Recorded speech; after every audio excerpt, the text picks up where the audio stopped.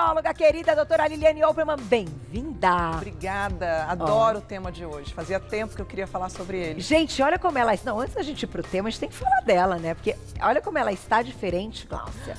Ela está agora com um cabelo diferente, um corte, aderiu à franja, ficou chique, combinou com você. Demorei, eu tô um ano pensando nessa franja. Jura? Até eu acho a franja o máximo, porque a franja rejuvenesce mesmo, né? Eu tô me sentindo assim. Tá bonita, tá linda. Colocou Obrigada. uma choker toda estilosa. Muita coragem. A gente adora, a gente adora. E hoje o tema, como você disse, né, é um tema que, é claro, ele acaba sendo recorrente na sua parte clínica, né?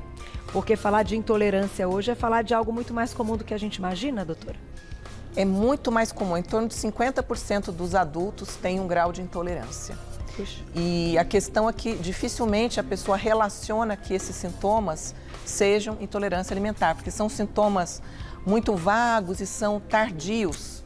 Por exemplo, o que a gente chama de tardio? Uma pessoa que consumiu um glúten num sábado, ela pode ter na terça-feira uma enxaqueca. Sério? E ela vai pensar no quê? Naquilo que ela fez na segunda. Então, a diferença é essa, que as reações são tardias e são cumulativas. E as intolerâncias não são únicas, podem ser diversos alimentos ao mesmo tempo. E aí a gente aproveita e já tira dúvidas também pensando na alergia, que é diferente de intolerância. Quer explicar antes da gente comentar com o fato ou fake? Esse é um dos nossos fatos então, ou fake. Tá bom. Eu adoro matar, né, Gláucia? A diretora fica enlouquecida comigo. Vamos pro primeiro, então, fato ou fake na tela. Olha lá, intolerância alimentar é o mesmo que alergia alimentar. Acabei de contar. É, fake. Você acertou, é fake. Veja bem, são duas situações distintas. A alergia, ela é de um sintoma mais precoce, ela está relacionada com a quantidade, né, com a presença, quer dizer, do alimento ou não, enquanto que a intolerância está relacionada à quantidade, a alergia ela está relacionada à presença de. Então, a pessoa que, por exemplo, tem uma alergia a camarão, tanto faz comer 3 camarões ou um pedacinho de um que vai desencadear. Tá. A alergia é mais comum em crianças, a intolerância é mais comum em adultos. E o tipo de imunoglobulina envolvido, na alergia é a IgE e na intolerância é a IgG. Entendi. Muda também esses marcadores para vocês conseguirem, enfim, ter um entendimento melhor. Mas, doutora, até quando a gente fala de intolerância e alergia, a alergia é mais grave do que a intolerância. Exatamente, porque dependendo do quadro alérgico que a pessoa pode se manifestar, ela pode fechar a glote, precisar de urgente ir para um hospital. Aliás, na maioria das vezes que isso acontece, tem que ser dessa forma. E a intolerância é aquela coisa que não é grave, mas é chata. Você vai lidando com aquilo, é por isso que ela fica crônica. Porque ela não... Por exemplo, qual que é a diferença? Você tem uma alergia, o negócio é rápido, você é obrigada a agir e a entender o que está acontecendo com o organismo. Na intolerância, não, são sintomas esparsos, é uma enxaqueca, uma dor abdominal, é uma mudança de humor, é um inchaço. São coisas que, assim, dá para ir levando. Mas vai agredindo aquele órgão e isso a longo prazo é péssimo para a saúde. A longo prazo é péssimo. Eu tenho quadro de pessoas com diagnóstico de depressão, porque não tem mais energia, estão com fadiga, estão ali com um humor bastante lábil, sentindo dores no corpo, dores abdominais, mudou o intestino, mudou o humor e muitas vezes tratando com antidepressivo e era um quadro de intolerância alimentar, que quando você retira, o corpo funciona melhor, a energia volta. E a vida? E a vida flui, com certeza. Próximo, fato ou fake? Olha lá. Enxaqueca, inchaço, prisão de ventre, alterações, é isso? De pele. De pele, são bons exemplos de intolerância alimentar, fato ou fake? Fato. Fato. E quando a gente fala alterações de pele, pode ser aqueles eczemas, a pessoa, não só alterações leves, como às vezes um prurido, uma vermelhidão, mas podem formar aquelas crostas, virar um eczema do tipo herpetiforme, né, que a gente fala, por conta de alimentos que a pessoa esteja ali ingerindo. E aí ela faz o quê? Ela faz uso muitas vezes de corticoide, aí o corticoide atrapalha mais ainda a imunidade, aquele ciclo vai se mantendo. Puxa vida. E, de fato, a gente tem que estar atento também, quando a gente fala desses sintomas e das queixas, né? Podem ser diferentes nas pessoas, ainda que essas sejam as mais comuns. Nem todo mundo vai apresentar dessa forma no clássico, né, doutora? Cada pessoa, ela tem um órgão de choque, né? Por exemplo, isso vale até, inclusive, para estresse. Por exemplo, tem pessoas que estão estressadas e elas têm dor de estômago, outras ficam estressadas e têm dor nas articulações, outras têm enxaqueca. Então, aquilo que já é a nossa vulnerabilidade é o que vai apresentar. Um exemplo muito diferente, assim, que as pessoas dificilmente elas relacionam com intolerância, é a artralgia. É dor articular, com inchaço, aí geralmente vai no reumato, pede exames reumatológicos, dá tudo normal. Aí também faz o quê? Entra com corticoide, e aí começa um ciclo sem fim, sendo que talvez investigar os alimentos e retirar os que estão causando seria algo muito mais simples. É verdade. Já já, perguntinhas do público no @VocêBonitaTV, mais um Fato ou Fake. Olha lá, qualquer alimento pode causar intolerância alimentar. Será? Será? É fato. Porque as pessoas pensam muito assim, qualquer alimento, será que não é só os alimentos que não são saudáveis? Mas pasme, às vezes um alimento, vou dar um exemplo meu, pessoal, eu amo gengibre, sempre fazia suquinho, colocava gengibre, ia japonês, comia gengibre, no dia seguinte eu inchava, achava que era do shoyu, e era do gengibre, um alimento teoricamente muito saudável. Jura, doutora? Juro. Outra coisa que as pessoas têm, tomate. Raiz, né? É uma raiz, né? É uma raiz. Olha que eu tinha alteração, até a minha voz ficava rouca. Aí eu falava, não, é o shoyu que foi demais. E não, realmente... E como você descobriu? Fiz um teste de intolerância alimentar, tem diversos testes. Na época eu fiz o teste, isso já tem um tempinho, que é um teste que avalia 59 alimentos. E ele é um teste rápido. E geralmente a gente, após o teste, exclui esses alimentos por um tempo com a intenção de reintroduzir. Tá. Então, o que eu falo muito para os pacientes é o seguinte, não é que a pessoa que tem intolerância nunca mais na vida vai poder comer. Ela vai dessensibilizar, tirar aquilo, o corpo vai deixar de reagir e em um outro momento a gente pode reintroduzir esse alimento e a pessoa não sentir nada. Entendi, mas você está sem, então, ingerir o gengibre. O gengibre é que dá tanto medo de tentar de novo. Porque no dia seguinte era notório. Notório, então, mas assim, uma coisa que deu e não dá mais é ovo. Também nesse mesmo teste primeiro que eu fiz, há 10 anos atrás, veio o ovo e eu estava a super, das panquecas, achando que estava abafando. E aí? Aí eu tirei, fiquei um tempão e reintroduzi e consegui. Que bom. Não senti mais nada. E você ia comentar do tomate? A tomate também. Nossa, é muito comum. Pessoas que têm... Porque assim, quando a gente pensa nos óbvios, a pessoa já vai no quê? Nas oleaginosas, amendoim, crustáceos, frutos do mar. Mas podem ser alimentos arroz, por exemplo, que é uma coisa dificilmente que pode dar, mas pode dar. Arroz, carne. Então, você sabe o que você falou, carne, eu ia te perguntar. Eu noto diferença de um inchaço acima da média e de uma inflamação quando eu como mais carne, sei lá, se eu como um churrasco, por exemplo, naquele dia como um pouco mais de carne. Você já fez algum teste alguma vez? Não, nunca fiz, mas é interessante a gente nesse papo, porque quem nos assiste pode também, dessa forma, chegar num alimento ou perceber que às vezes não é que vai ficar um inchaço ou uma vermelhidão, mas é aquele inchaço do corpo todo, um corpo mais pesado. Isso, tudo mais lento. Isso, por exemplo, vou correr, eu rendo menos na corrida. Sabe esse tipo de situação? Pode acontecer, comum. É comum? Pode acontecer e você pode dessensibilizar, ficar um tempo sem comer a carne e poder reintroduzir sem sentir isso. Olha lá. Então, bora todo mundo prestar atenção aí, se alguém se identifica com mais alimentos, mandem pra gente no @VocêBonitaTV. Próximo, fato ou fake. As intolerâncias alimentares geralmente são para sempre. Aham. Será? E aí que todo se engana. Fake. Basta ficar um tempo sem, Lá na clínica a gente tem uma forma de fazer com os pacientes da seguinte maneira. Quando dá uma intolerância forte, a gente pede 3 meses sem a presença desse alimento. Tá. Uma intolerância média, 2 meses, uma intolerância leve, 1 mês. E depois uma reintrodução também leve. Também não vai poder pegar um dia e se esbaldar tudo de novo. Geralmente dá certo. E a questão da intolerância à lactose, que é a falta da enzima, muda alguma coisa nesse nosso assunto? No caso da falta da enzima, geralmente a pessoa, no caso, pode nunca mais voltar a produzir, mas também ela pode voltar a produzir. Tudo depende dos descansos que a gente dá para o nosso trato digestivo, como a gente cuida dele. Até trouxe algumas coisinhas para a gente falar depois de cuidados com esse... Eu falo igual tem o skincare, né? Tem o intestino care também, né?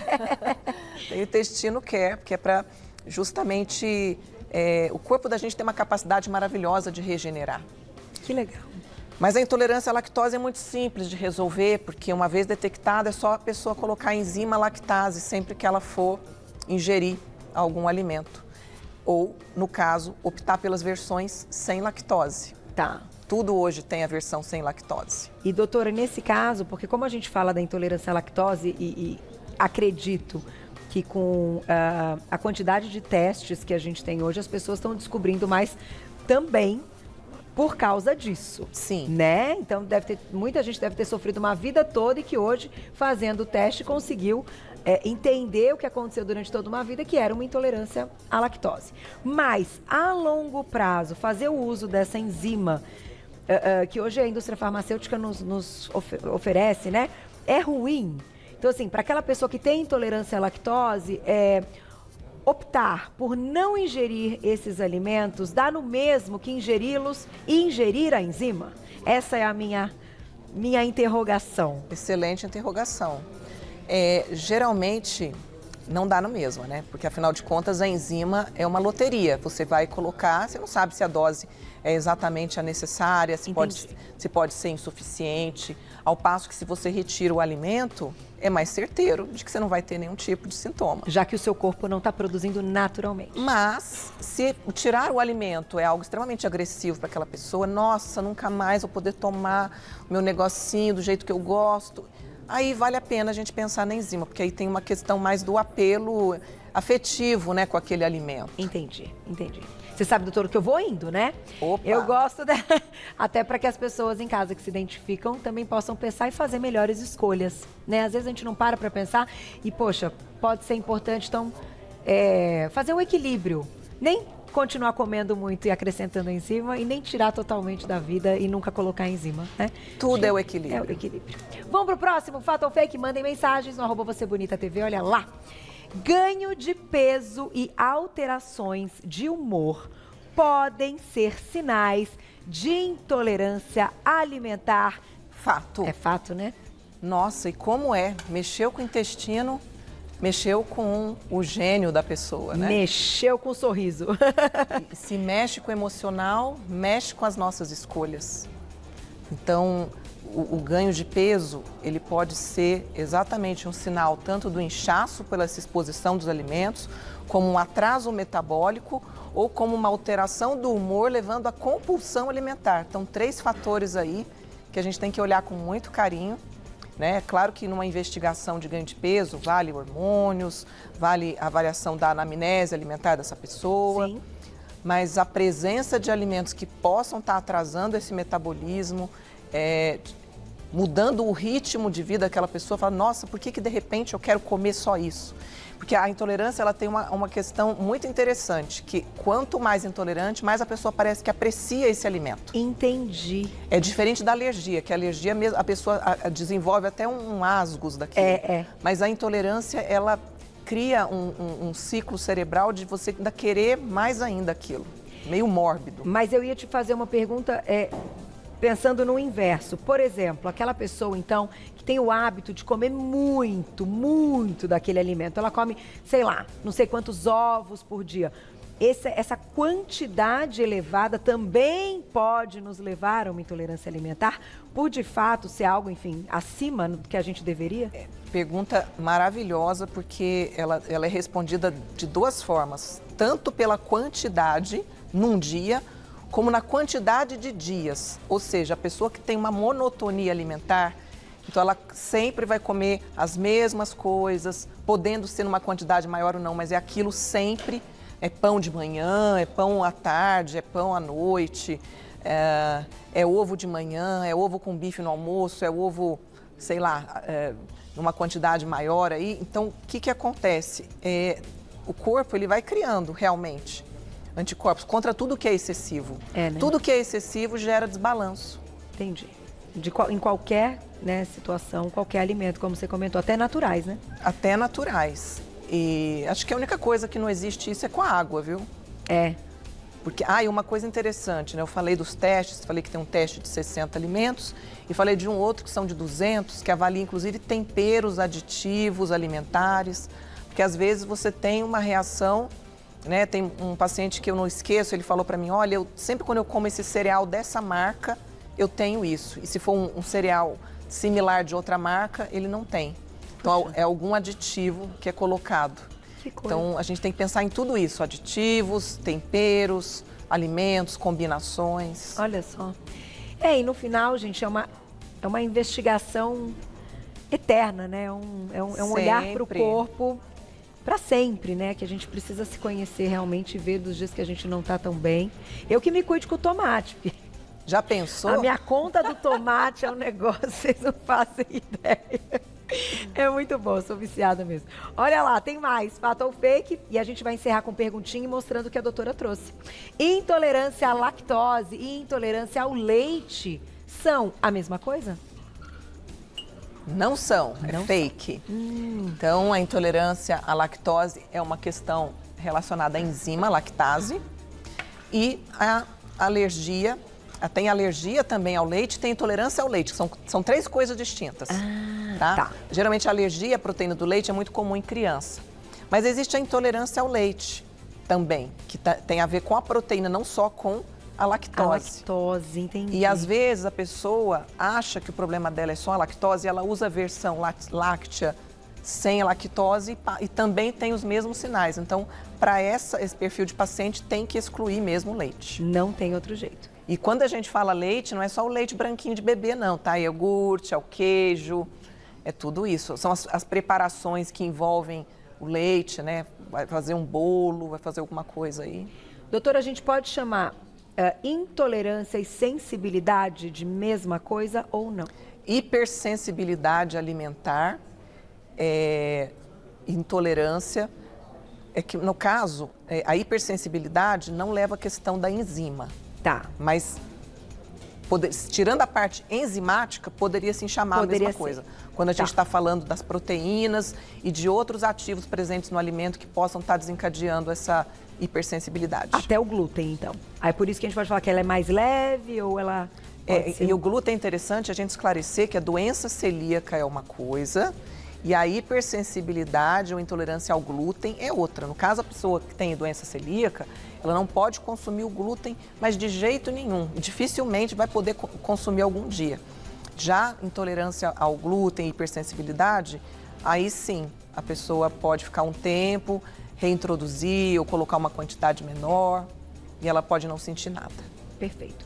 Glaucia, desculpa, a gente tem mais um fato ou fake? Perguntinha do público já. Na tela, aproveitei. Estamos ao vivo. Gustavo, querido, um beijo para você. Dor de cabeça constante pode estar relacionada com a intolerância a algum tipo de alimento? Fato. Pode sim. Claro que numa investigação de dor de cabeça a gente avalia tudo, né? Desde a questão neurológica, oftalmológica, questões metabólicas e, claro, sempre pensar nas intolerâncias. E geralmente as pessoas têm um gatilho, né, da dor de cabeça. Pensar muito nisso. O que foi? Todas as vezes que dá, o que comeu de diferente? Tá. Né? Pensar sobre isso. Dá uma anotada, né? E pensar não só no que você comeu no dia anterior. Pode ser 3 dias atrás. Esse que é o barato da intolerância. pior é que pode, né, doutora? Pior é que pode. Temos que ficar atentos. Vamos só... dá tempo de mais uma perguntinha? Que a doutora queria comentar aqui que ela trouxe alguns ativos, mas dá tempo de mais uma, olha lá. Obrigada, Valdomiro. Um beijo para você. Uma coisa que reduzi em minha alimentação são alimentos gordurosos. Às vezes, quando como, não me sinto bem. Isso poderia também ser uma certa intolerância ou é um caso diferente? Olha, a gente pode pensar em várias possibilidades. Pode pensar na intolerância, pode pensar numa questão de vesícula. Não tenho como não falar disso, porque comeu alimentos gordurosos e não se sentiu bem, pode ser uma questão da vesícula. Então, acho que é interessante investigar, fazer uma ultrassonografia, passar aí com o médico para investigar. Não só a pessoa que tem alguma pedra na vesícula, mas também quem já retirou a vesícula. Eu, por exemplo, sou uma delas e eu vejo claramente que não tolero tanta gordura. A Lígia também, né, Li? Já tirou a Li? vesícula, né? E aí dá para comer gordura? Dá um pouquinho, você come um pouquinho, você sente bem? Ah, mas olha que magra ela é, deve comer pouco, não, né? Ela treina, ela corre. Ela faz tudo certinho. E ele tá quase nutri, você sabia? Adoro. Ela tá cursando nutrição. Daqui a pouco você vai sentar aqui, viu? Vai sair de trás das câmeras. Não é demais? Não, os dois. Ela não me abandona, não. Aí eu com ciúme das minhas meninas. E que às vezes a gente tem que falar, voa? Não, mas a gente fala, não, fica aqui comigo. Faz as duas coisas que sempre dá. Sempre isso aí, né, Gláucia? Essa aqui não voa, não. Vamos colocar, vamos fechar, doutora, comentando os ativos, então. O que você trouxe como princípios aí pra gente incluir? Olha, eu trouxe enzimas. Geralmente, o que a gente utiliza é papaína, é bromelina, a gente usa amilase, que é para digestão do amido, lipase para gordura, os sais biliares mesmo é possível manipular, né? Para pessoa que já fez uma cirurgia de vesícula, que tem ali algum desconforto. A betaína, que eu gosto bastante, porque o que acontece? Hoje as pessoas no geral estão consumindo muito antiácidos, muito também omeprazol. E a gente precisa de uma certa acidez no nosso trato digestivo. A betaína HCl, ela ajuda a recuperar isso também. Eu trouxe probióticos, que são importantíssimos, né? Hoje em dia, os probióticos, eles meio que orquestram a nossa vida. Tem o probiótico específico para dermatite atópica, para ajudar no emagrecimento, na compulsão, na depressão. Tem probiótico para tudo que você puder imaginar, para doença autoimune. Então, num tratamento de intestino, né, no intestino care, que eu referi agora há pouco, a gente tem que pensar nas enzimas, a gente tem que pensar nos probióticos e no nutriente principal do nosso intestino, que é a glutamina, que está bem representada. A glutamina, geralmente, a gente prescreve em jejum, não tem gosto de nada, pode ser acrescentado em suco. Mas claro que tudo, gente, sempre com acompanhamento profissional, fazendo algo personalizado, para que só tenha os benefícios. É verdade, não dá para fazer sozinho. Mas aqui, claro que a doutora coloca, né, expõe o que hoje a gente tem e que é legal para que você também converse, né, com quem cuida aí da sua saúde, tem que fazer os exames direitinho. E uma coisa que eu acho desse assunto, e é assim, que a gente também não pode separar, mas pode ser um próximo tema, a questão emocional. É impressionante como a nossa parte emocional reflete muitas vezes. E aí, juntou com o alimento que você já sabia, juntou com uma situação e nananã. Juntou com a privação do sono. Aí, vamos fazer a próxima pauta. Porque eu sei que você gosta muito dessa questão, que você estuda muito tudo isso. E as coisas estão ligadas, gente. Não dá pra dizer que não, né? Dá. Hoje eu acho que não dá mais. É tudo uma coisa só. E aqui, ó, comanda coração e cabeça, né? Comandam sempre. Muita coisa. Obrigada, viu? Eu que agradeço. Mais uma vez, doutora Liliane Opperman com a sua aula no nosso quadro Fato ou Fake. Daqui 15 dias ela tá de volta. Mandem mensagens lá pra gente ou pra doutora no Instagram, que é o @doutora_por_extenso_Liliane, @doutora_por_extenso_Liliane e o site doutoraliliane.com.br, sugerindo temas, né? Que é sempre muito legal, a gente bate esse papo e as perguntinhas ficaram lá quando você tiver o tempinho. Com certeza. Sempre amanhã farei isso. Obrigada. Até a próxima. Até a próxima. E aí a gente aprende muito.